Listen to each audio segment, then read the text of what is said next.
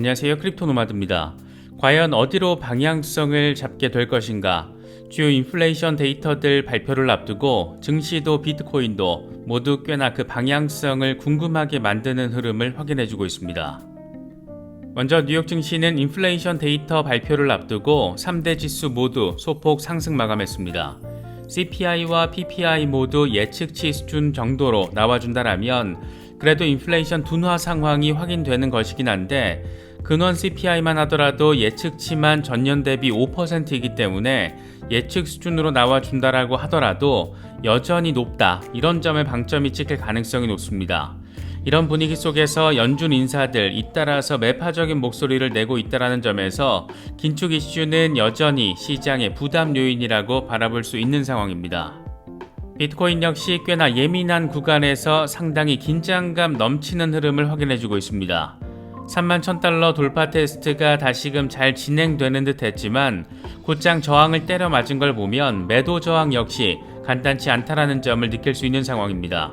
그런데 중장기적으로 바라봤을 때 꽤나 전폭적인 전망들 상당히 많이 제시됐는데 하나씩 짚어보도록 하겠습니다. 전 세계 리플 홀더들에게 있어서 초미의 관심사인 리플 소송 판결 시점, 과연 언제 어떻게 나올 것인가, 이와 관련해서도 꽤나 여러가지 이야기들이 더해지고 있습니다. 나름의 여러 데이터들을 근거로 지목된 시점이 8월에서 11월 사이 시점이라고 할 수가 있는데 이번에 리플 CTO가 9월로 시점을 찍어버리면서 그 주목도를 높이고 있습니다. 일각에서는 리플 사건만 판결이 너무 지연되는 것 아니냐, 이런 얘기들도 요즘 부쩍 많이 나오고 있습니다. 리플 사건 주심 판사인 아날리사 토레스 판사에게 집단 항의 메일을 보내자 이런 다소 덜 떨어진 얘기를 하는 사람들도 많고 이걸 절대 해서는 안 된다라고 리플 진영 변호사들이 다독이기도 하는 다소 골 때리는 촌극이 펼쳐지기도 했습니다.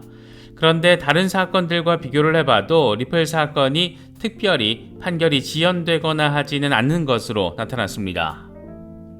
하루 인베스트 사태가 정말이지 간단치 않게 흘러가고 있습니다. 아직 투자자 손실조차 제대로 파악하지 못하고 있다라는 점 공식적으로 밝히기도 했는데 과연 투자자 피해 문제는 제대로 해결할 수 있을지 참 답답하게만 느껴지는 상황입니다.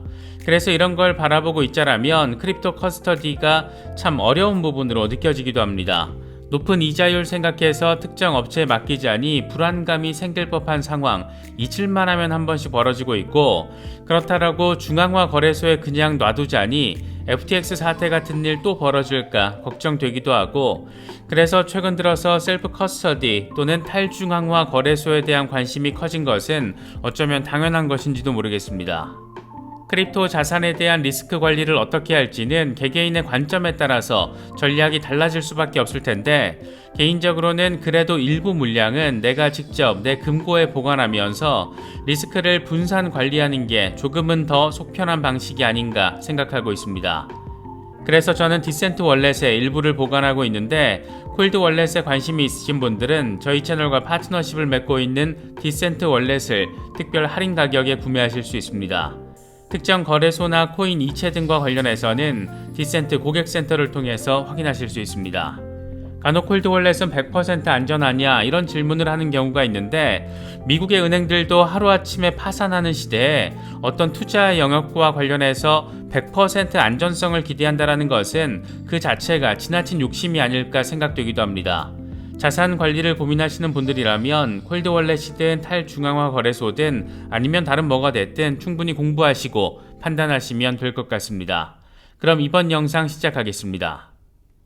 뉴욕 증시는 과연 어디로 방향성을 잡게 될 것인가? CPI와 PPI 등 주요 인플레이션 데이터 발표를 앞두고 증시는 뚜렷한 방향성을 잡진 못했지만 그래도 소폭이나마 3대 지수 모두 반등을 해줬습니다. 인플레이션이 빠지긴 빠질 것 같긴 한데 그래도 여전히 너무 높다. 이렇게 두 가지 상황이 충돌하면서 증시의 흐름에 다소 맥이 빠졌다라고도 바라볼 수가 있습니다. 곳곳에서 이어진 연준 인사들의 매파적인 발언도 증시를 압박하는 데 한몫을 했습니다. 샌프란시스코 연은 총재 메리 데일리는 긴축 속도를 늦추는 데 찬성하지만 인플레이션을 낮추기 위해서 올해 두어 번 정도 금리를 인상할 필요가 있다라는 걸 깨달았다. 이렇게 멘트를 던져줬고 로레타 메스터 클리블랜드 연은 총재 역시 금리를 어느 정도 더 올린 뒤에 그 수준에서 유지할 필요가 있다. 이렇게 매파적 목소리에 힘을 실었습니다. 심지어 그래도 연준 내 소수 비둘기파로 꼽히는 라파엘 보스틱 애틀란타 연은 총재까지 인플레이션이 여전히 너무 높다. 경기 침체에 대한 시그널들이 보여지는 가운데 일단은 인내심을 가질 수 있는 상황이다. 이렇게 말했습니다.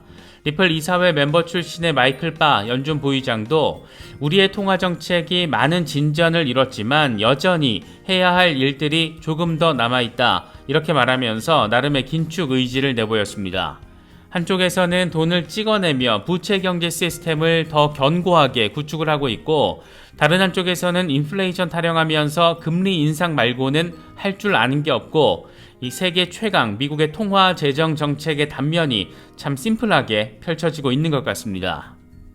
비트코인의 흐름 역시 다소 모호해 보이는 양상을 보이고는 있지만 그럼에도 불구하고 꾸준히 매물대를 소화하며 저항선 돌파 테스트가 이어지고 있습니다. 장중 31,000달러를 다시 뚫어내면서 황소들의 매수세를 확인할 수가 있었는데 곰 세력의 저항 역시 간단치 않아서 여전히 30,000달러 중반 부근에서 오르내리는 상황이 이어지고 있습니다. 공포 탐욕 지수는 하루 전보다 1포인트 오른 57을 기록하면서 여전히 탐욕 단계가 이어지고 있습니다. 비트코인 도미넌스 역시 별다른 변동폭 없이 51%대 중반에서 횡보하는 상황이 지속되고 있습니다. 현재 비트코인의 흐름과 관련해서 코인텔레그래프의 기고가 라케시 우페드히에는 황소 세력이 가격 하락을 막기 위해서 31,000달러에서 31,500달러 구간 오버헤드 저항 영역으로 끌어올려야 한다. 이 구간은 강한 매도세를 유도할 가능성이 높지만 황소들이 이 구간 장애물을 극복하면 40,000달러 부근의 다음 주요 저항을 향해서 나아갈 수 있다. 반면 가격이 20일 지수이동 평균이 자리한 29,886달러 아래로 빠질 경우에는 28,170달러 부근의 50일 단순 이동 평균까지 후퇴할 수 있고 이후 한동안 24,800달러와 31,500달러 사이에서 머무를 가능성도 있다. 이렇게 분석을 했습니다. 렉트 캐피탈의 경우에는 현재 비트코인이 31,500달러, 올해 연고점에서 3% 정도 빠져 있는데 반감기가 지나고 나면 이렇게 몇 달 빠진 건 기억조차 하지 못할 것이다. 이렇게 설명을 하기도 했습니다. 지금 좀 빠지는 것 같아도 과거 반감기 사이클이 증명하듯이 반감기 이후에 거대한 랠리가 펼쳐지면서 새로운 고점을 만들어낸 상황, 차트를 통해서 확인할 수가 있는데 참 공교롭게도 각 사이클 때마다 상단 트렌드 저항 라인을 뚫고 나서 반감기를 거치면 어김없이 새로운 고점을 확인해 줬습니다. 비트코인의 네 번째 반감기는 내년 4월, 과연 내년에도 과거에 그랬듯이 하반기를 거치면서 새로운 고점을 만들어낼 수 있을지 상당한 관심도를 이끌어내고 있습니다. 그래서 그런지 다른 곳도 아닌 스탠다드 차타드가 꽤나 전폭적인 숫자를 제시한 것은 상당히 더 눈에 띄는 것 같습니다.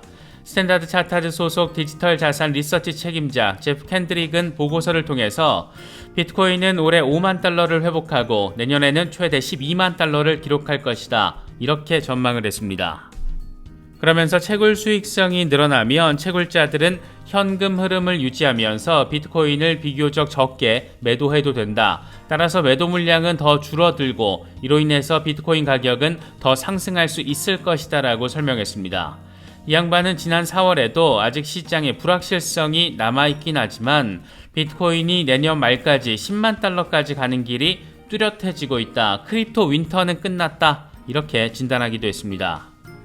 베렌베르그 캐피탈 역시 내년 반감기 이슈를 긍정적으로 평가하며 반감기 기대감이 마이크로 스트래티지의 주식 강세를 뒷받침해주고 있다라고 진단했습니다. 앞서 3번의 비트코인 반감기를 통해서 확립된 패턴이 이번에도 반복된다라면 반감기 전 랠리는 지금부터 4개월 뒤에 시작될 것이다. 네 번째 반감기 이후에 랠리가 지난번과 비슷하게 지속된다라면 2025년 10월쯤까지 계속될 것으로 예측된다. 마이크로 스트래티지는 비트코인 보유량을 통해서 대부분의 가치를 얻고 있고 반감기 이후 비트코인 랠리를 통한 강세가 예상된다. 이렇게 설명을 했습니다. 반감기 이슈를 둘러싼 분석과 전망이 곳곳에서 이렇게 쏟아지고 있는 걸 보면 어쩌면 이미 프리헤빙 시즌으로 접어든 게 아닐까 그런 생각이 들기도 합니다. 반감기 이슈와 더불어서 암호화폐 시장 전반의 가장 뜨거운 기대 포인트가 되어버린 것, 단연 비트코인 현물 ETF 승인 이슈입니다. 이와 관련해서 이번에는 제이 클레이튼 전 SEC 위원장이 지원 사격 멘트를 날렸는데, 이 양반은 CNBC와의 인터뷰에서 SEC는 비트코인 현물 ETF 승인을 거부하기 어려울 것이다. 예전에는 암호화폐 시장을 조작과 워시 트레이딩 가능성이 있는 그런 시장으로 간주하기도 했지만 유명 기업들의 발전과 시장 변화로 그 인식이 달라졌다. SEC의 비트코인 선물 ETF 승인은 시장 감시와 투자자 보호에 대한 인식에 근거한 것이었고, 기관들의 선물과 현물의 구분이 사라진 만큼 현물 ETF 신청은 투자자들에게 더 효율적일 것이다. 이렇게 설명을 했습니다. 이게 참 이런 양반이 멀쩡히 웃으면서 할 소린가 싶기도 한데, 아무튼 요즘 이런 양반 이렇게 살고 있나 봅니다. 비트코인 현물 ETF 이슈와 관련해서 SEC와 직접 소송을 벌이고 있는 그레이스케일의 경우에도 꽤나 적극적인 공세에 나서고 있는 모습이 거듭 확인되고 있습니다. 그레이스케일은 현물 ETF 승인을 거부하는 SEC가 불합리하다라는 내용을 담은 서한을 워싱턴 DC 연방 항소법원에 제출했다라고 밝혔습니다. SEC는 1년 전에 우리가 신청한 현물 ETF를 거부했고, 우리는 이에 대한 이의를 제기하는 소송을 제기했다. 이후에 SEC는 2배 레버리지를 활용하는 선물 ETF를 최근 승인했다. 레버리지 선물 ETF는 허용하면서 현물 ETF에 대한 승인을 계속 거부할 이유는 없다. 이건 SEC가 자의적으로 행동한다라는 우리의 주장을 뒷받침하는 것이고, 투자자들이 ETF를 통해서 비트코인에 투자하기를 희망한다라는 우리의 논리를 뒷받침하는 것이기도 하다. 이렇게 강조했습니다. 이런 전반적인 재반 상황을 칼레오가 잘 정리했는데, 이 양반은 2024년은 암호화폐에 있어서 좋은 한 해가 될 것이다 이렇게 밝히면서 다가올 강세 촉매제 3가지를 제시했습니다. 비트코인 반감기와 비트코인 ETF, 그리고 대통령 선거, 그렇다고 합니다. 과연 리플 소송 판결 대체 언제쯤 발표가 되는 걸까? 이와 관련해서 과거 토레스 판사의 판결 시점을 여러 기준 대입을 통해서 나름의 전망들이 나오기도 했습니다. 그래도 나름 관심을 끌었던 것이 최근 2가지 정도가 있었는데, 먼저 토레스 판사가 약식재판 판결 동의 이후에 평균적으로 249일 뒤에 판결을 내렸고, 전체 판결의 60%는 146일에서 330일 사이에 내려졌다. 그래서 리플 사건의 경우에는 지난해 9월 17일을 기준으로 하면 146일과 249일은 모두 다 지나가서 지금은 의미가 없고, 최장 330일을 대입을 하면 이게 8월 10일이 됩니다. 또 다른 전망은 미국 연방법원의 최종 약식재판 신청 이후에 평균적으로 166일 뒤에 판결이 내려졌다. 그래서 리플 사건의 경우에는 3월 6일을 기준으로 해서 166일을 대입시키면 8월 19일이 도출된다. 이런 분석도 관심을 받았습니다. 얼추 8월 중순 시점이 그래서 주목도를 더 높였던 건데, 이번에 리플 CTO가 9월이라는 날짜를 콕 집어서 멘트를 날려주며 관심도를 높이고 있습니다.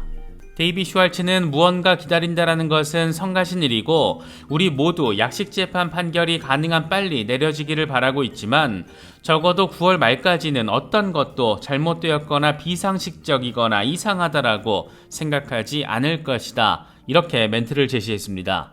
왜 9월 말이 제시됐는지는 그 배경에 대한 언급은 없지만 지금 전해지고 있는 멘트들, 전망들, 분석들 종합을 하면 얼추 8월에서 11월 사이에 뭔가 나올 수 있지 않을까, 그런 생각을 갖게 만드는 부분이고, 이와 관련해서 폭스 비즈니스의 엘레노어 테렛도 이걸 리트윗하면서 리플 CTO가 약식재판 판결 일정에 대한 자신의 생각을 밝혔다. 이렇게 간단한 촌평을 곁들이기도 했습니다. 과연 지금 리플 사건 판결이 많이 지연되고 있는 걸까? 이와 관련해서 존 디튼 변호사가 몇 가지 예시를 가져와서 설명을 더했습니다. 리플 판결이 비정상적으로 오래 걸린다라면서 뭔가 이상하다라고 주장하는 사람들이 있는데, 성급하게 결론을 내리기 전에 고려해야 될 것들이 있다. 리플과 SEC의 답변서는 지난해 12월에 제출됐다. 토레스 판사가 결정을 하는데 이제 7개월이 지났다. 그런데 리플만 그런 게 아니라 토르 에쿼티 사건도 답변서가 12월에 제출됐고 아직 판결이 내려지지 않았다. 뉴욕 지방법원의 카펜터 펀드 사건의 경우에 토레스 판사 판결이 나오는 데는 약식 판결 답변서 제출 뒤 8개월이 넘게 걸렸다. 퀄러 사건은 7개월이 걸렸고 피츠제럴드 사건 등은 6개월이 걸렸다. 정리하면 나를 비롯한 많은 사람들이 판결이 이미 나오기를 기대를 했지만 비슷한 시간이 걸린 다른 사건과 사례들이 있다. 토레스 판사도 자신의 결정이 얼마나 중재한지 잘 알고 있을 것이다. 이렇게 설명을 했습니다. 그러니까 통상적으로 걸리는 시간이 6개월에서 8개월 정도인데 리플은 이제 7개월이 됐으니까 대충 한 달 뒤, 사안의 중대함을 고려하면 한 달에서 2달 뒤, 그렇게 되면 얼추 8월에서 9월이라는 시점 노출이 가능해집니다. 그렇다라고 합니다. 이번에 준비한 영상은 여기까지입니다. 시청해주셔서 감사합니다. 지금까지 크립토 노마디였습니다.